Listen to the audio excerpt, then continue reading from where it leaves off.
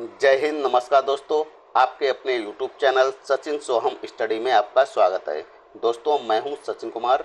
दोस्तों, इस वीडियो में मैथ से संबंधित काफ़ी महत्वपूर्ण क्वेश्चन पूछे जाएंगे जो सभी परीक्षाओं में बार बार पूछे जाते हैं। तो चलिए दोस्तों, हम अपना वीडियो शुरू करते हैं। हमारा पहला क्वेश्चन आपकी स्क्रीन पर आपके सामने दिया गया है। दोस्तों, हमारा पहला क्वेश्चन है, किसी व्यक्ति के पास कुछ मुर्गियां और गाय हैं। इनके पैरों की संख्या 140 तथा मस्तकों की संख्या 48 है, तो मुर्गियों की संख्या ज्ञात कीजिए। दोस्तों, काफ़ी अच्छा क्वेश्चन है और कई बार परीक्षाओं में पूछा गया है। दोस्तों, इसका हम आंसर आपको बहुत ही सिंपल तरीके से समझाएंगे। चलिए, क्वेश्चन क्या कह रहा है।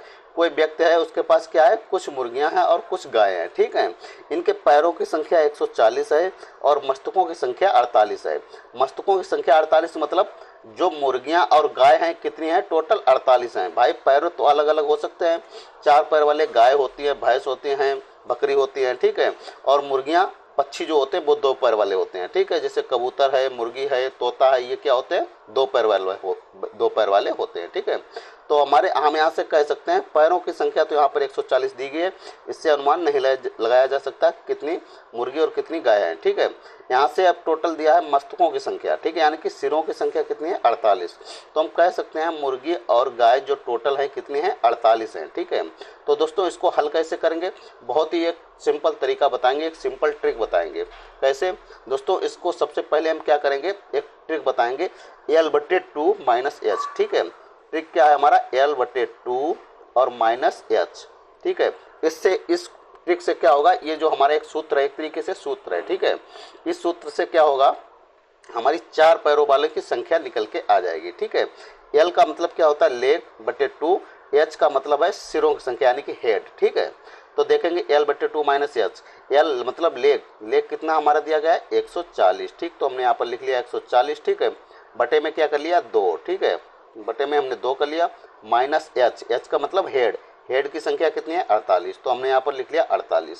अब इसको क्या करेंगे, हम काट लेंगे। 2 एकम 2, 2 सत्ते 14, 0 है तो ऊपर पहुंचा देंगे। कट के हमारा कितना निकला, 70। ठीक है, अब 70 से हम क्या करेंगे, 70 से हम 48 माइनस कर देंगे। ठीक है, 70 से हम 48 माइनस करेंगे तो कितना आ जाएगा हमारा, 22। ठीक है, ये 22 हमारा क्या निकल के आया, 4 पैर वालों की संख्या। ठीक है, 4 पैर वालों मतलब गाय, तो गायों की संख्या कितनी है, 22। ठीक है, गाय हमारी कितनी है, 22। ठीक है, ये हमारी 22 गाय निकल के आ गई। क्वेश्चन में क्या पूछा गया है, मुर्गियों की संख्या क्या है। ठीक है, तो मुर्गियों की संख्या कैसे निकालेंगे, ये हमारे 48 है ना, 48 से हम 22 माइनस कर देंगे।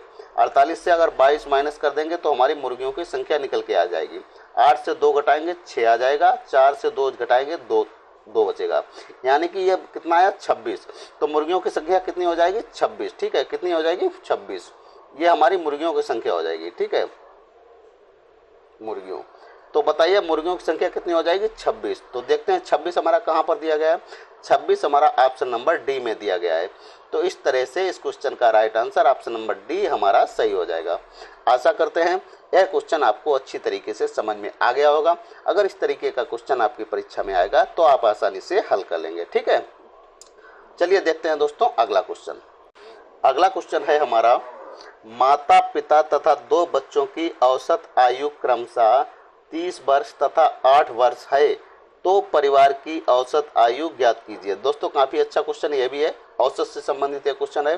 पूछा गया है, माता पिता है, एक परिवार में माता पिता हैं और 2 बच्चे हैं। ठीक है, और कह रहा है उनकी औसत आयु क्या है, 30 वर्ष है और 8 वर्ष, यानी कि माता पिता की औसत आयु क्या है, 30 वर्ष है, और बच्चों की 2 बच्चे जो हैं, 2 बच्चों की औसत आयु क्या है, 8 वर्ष। ठीक है, तो कह रहा है क्वेश्चन, तो परिवार की औसत आयु ज्ञात कीजिए।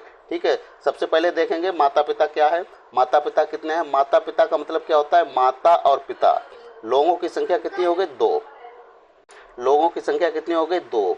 तो क्या करेंगे, लोग कितने हैं, 2, औसत आयु कितनी है माता पिता की, 30। तो हम क्या करेंगे, 30 का इसमें गुणा कर देंगे। ठीक है, 30 का 2 में गुणा करेंगे, कितना हो जाएगा हमारा, 30 दूनी 60 हो जाएगा। ठीक है, अब क्या करेंगे, बच्चों की संख्या देखेंगे, बच्चे कितने हैं, 2 बच्चे हैं ना, तो यहाँ पर 2 लिख लेंगे, गुणा 2 बच्चों की औसत आयु कितनी है, यहाँ पर 8 वर्ष दी है। ठीक है, तो हम यहाँ पर 8 वर्ष लिख लेंगे, बराबर 8 का 2 में गुणा करेंगे, कितना हो जाएगा, 8 दूनी 16। ठीक है, तो बच्चों की औसत आयु कितनी हो जाएगी 16। ठीक है, अब आगे पूछा गया क्वेश्चन में, तो परिवार की औसत आयु ज्ञात कीजिए।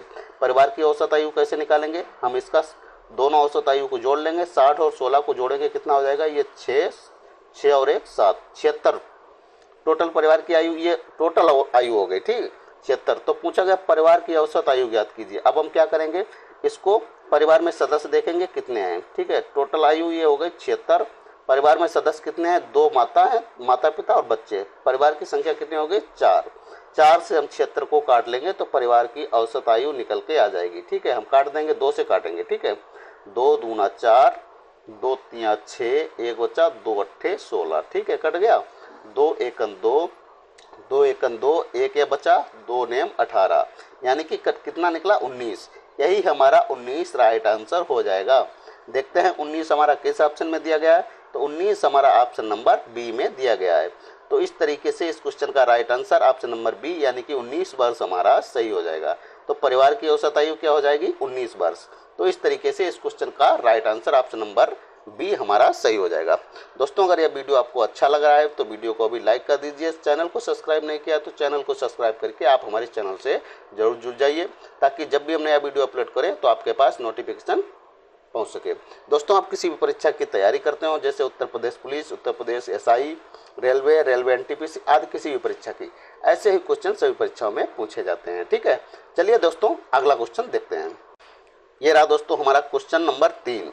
क्वेश्चन नंबर 3 में क्या कह रहा है, कोई आदमी है, क्वेश्चन कह रहा है हमारा, एक आदमी ने 360 रुपए में 144 संतरे खरीदे और 10% के लाभ से बेच दिए। उसने प्रति दर्जन संतरे किस दर से बेचे। ठीक है, कोई आदमी है, उसने क्या किया, 360 रुपए में 144 संतरे खरीदे। ठीक है, फिर खरीद के उनको क्या किया, 10% के लाभ से बेच दिए। फिर आगे कह रहा है उसने प्रति दर्जन संतरे किस दर से बेचे। ठीक है, क्या कह रहा है, उसने प्रति दर्जन संतरे किस दर से बेचे। तो सबसे पहले हम ये निकालेंगे उसने 1 दर्जन संतरे किस दर से खरीदे हैं। ठीक है, तो टोटल सबसे पहले संतरा देखेंगे कितने हैं 144। तो 144 संतरों को हम क्या करेंगे, दर्जन में कन्वर्ट करेंगे, कितने दर्जन बन रहे हैं। ठीक है, एक दर्जन में वस्तुओं की संख्या कितनी होती है 12। तो हम क्या करेंगे 144 में 12 से भाग कर देंगे। 12 से भाग क्यों करेंगे, क्योंकि एक दर्जन में 12 वस्तुएं होती हैं। ठीक है, हम इसको काट लेंगे, 12 एकन 12 और 12 12 होता है 144। ठीक है, यानी कि हम कह सकते हैं उसने 360 रुपए में 12 दर्जन संतरे खरीदे। 12 दर्जन संतरे कितने रुपए में खरीदे, 360 रुपए में। ठीक है, अब बताइए उसने 1 दर्जन संतरे कितने रुपए में खरीदे। तो हम क्या करेंगे 12 से 360 में भाग कर देंगे, तो काट देंगे 12 एकन 12 और 12 तिया 36, यानी कि 1 दर्जन संतरा उसने 30 रुपए में खरीदे। ठीक है, अब कह रहा है उस 10% के लाभ से बेचने पर उस 10 और कह रहा है उस पर 10% का लाभ, 10% के लाभ से अगर बेचेगा तो उसको प्रति दर्जन संतरे किस दर में बेचे। ठीक है, 1 दर्जन उसने 30 रुपए में बेचे। ठीक है, अब हम क्या करेंगे 10% लाभ निकाल लेंगे। तो क्या करेंगे 10 में गुणे, क्या करेंगे 10% है, इसको कैसे लिखेंगे 100 में प्लस करेंगे। भाई लाभ को कैसे लिखते हैं 100 में जोड़ के लिखते हैं। ठीक है, तो 100 में अगर 10 जोड़ देंगे कितना हो जाएगा 110। ठीक है, बटे में प्रतिशत में दिया है तो हम बटे 100 कर लेंगे। ठीक, यहाँ 100 कर लेंगे। अब इसको हम काट लेंगे, हमारा आंसर आ जाएगा। 0 से हमने 0 काट दिया और 1 0 से हमने 0 काट दिया, बचे कितना हमारा 3 और 11 का आपस में गुणा कर देंगे तो 11 तिया 33, कितना आ जाएगा 33। ठीक है, यही 33 हमारा राइट आंसर हो जाएगा। देखते हैं 33 हमारा किस ऑप्शन में दिया गया है, तो 33 हमारा ऑप्शन नंबर सी में दिया गया है। तो इस तरह से इस क्वेश्चन का right answer option number C हमारा सही हो जाएगा। ठीक है, क्वेश्चन क्या कह रहा है, उसने प्रति दर्जन संतरे किस दर से बेचे।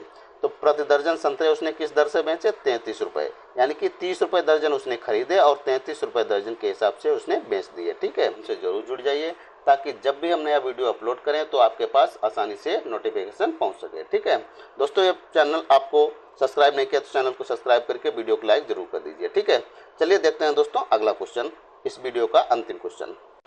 अगला क्वेश्चन है हमारा, काफी अच्छा क्वेश्चन है दोस्तों, साधारण ब्याज से संबंधित क्वेश्चन है, कई बार परीक्षाओं में पूछा गया है। क्वेश्चन हमारा क्या है, काफी सिंपल क्वेश्चन है। सारथी ने एक बैंक में 3125 रुपए जमा किए, जिस पर बैंक द्वारा 8% साधारण ब्याज वार्षिक दे था। यदि सारथी ने धन 5 साल के लिए बैंक में रखा तो वह कितना ब्याज अर्जित करेगा। दोस्तों ये क्वेश्चन काफी लंबा कर दिया, लेकिन है क्या, कुछ नहीं, काफी सिंपल क्वेश्चन है, साधारण ब्याज से संबंधित है, ठीक है, कुछ नहीं। अब बताइए आप, साधारण ब्याज का सूत्र क्या होता है। आप कहेंगे साधारण ब्याज बराबर मूलधन गुणे दर गुणे समय बटे 100। साधारण ब्याज का सूत्र क्या होता है, मूलधन गुणे दर गुणे समय बटे 100, ये हमारा सूत्र होता है साधारण ब्याज का, ठीक है। इसमें हम संख्या रख देंगे, हमारा राइट आंसर निकल आएगा, साधारण ब्याज निकल के आ जाएगा, ठीक है। चलिए हम इसको निकाल लेते हैं। मूलधन हमारा कितना है, यहाँ पर दिया है आपको 3125 रुपए, ठीक है। तो हमने यहाँ पर लिख दिया 3125, पेन थोड़ा डिस्टर्ब कर रहा है, 3125। चलिए हम काट के दोबारा लिख, ये 3125 हो गया। और आगे दर कितनी दी है, तो दर यहाँ पर दिया है 8%, ठीक है। तो हम यहाँ पर 8% रख देंगे। समय कितना हमारा दिया है, समय दिया है यहाँ पर 5 साल, कितना दिया है 5 साल, तो हम यहाँ पर 5 वर्ष लिख लेंगे। अब क्या करेंगे, बटे में नीचे हमारा 100 दिया है, तो हम यहाँ पर 100 रख लेंगे। अब संख्याओं को काट देंगे, हमारा राइट आंसर निकल के आ जाएगा, ठीक है। हम काट देते हैं। सबसे पहले 5 एकन 5, 5 दूनी 10, 0 बचा 1 0, यानी कि ये 100 कट गया हमारा, ठीक है।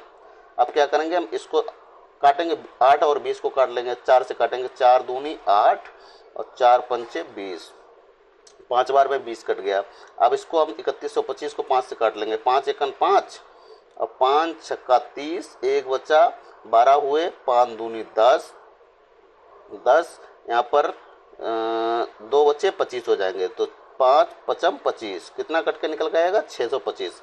अब ऊपर बचा हमारा 625, इधर बचा हमारा 2, तो 625 का हम 2 में गुणा कर देंगे, ठीक है। ये हम 625 का 2 में गुणा कर देंगे तो कितना आ जाएगा हमारा, 625 का 2 में गुणा करेंगे तो आ जाएगा हमारा 1250, ठीक है। यही 1250 हमारा राइट आंसर निकल के आ जाएगा। तो वह क्या करेगा, तो वह कितना ब्याज अर्जित करेगा, तो कितना ब्याज अर्जित करेगा 1250। देखते हैं 1250 हमारा किस ऑप्शन में दिया गया है, तो 1250 ऑप्शन नंबर बी में दिया गया है। तो इस तरह से इस क्वेश्चन का right answer option number B, यानी कि 1250 हमारा सही हो जाएगा, ठीक है। दोस्तों आशा करते हैं क्वेश्चन आपको अच्छी तरीके से समझ में आ गया होगा। दोस्तों यह वीडियो आपको अच्छा लगा है तो वीडियो को लाइक करें, शेयर करें और चैनल को सब्सक्राइब करें। मिलते हैं अगले वीडियो में, तब तक के लिए जय हिंद, नमस्कार। दोस्तों आपको एक चीज़ और बता दें, हमारे यूट्यूब चैनल सचिन सोहम स्टडी में एक दिन रीजनिंग से संबंधित वीडियो अपलोड किया जाता है और एक दिन मैथ से संबंधित वीडियो अपलोड किया जाता है, इसलिए आप हमारे चैनल से जरूर जुड़ जाइए, ठीक है। चलिए मिलते हैं अगले वीडियो में, तब तक के लिए जय हिंद, नमस्कार।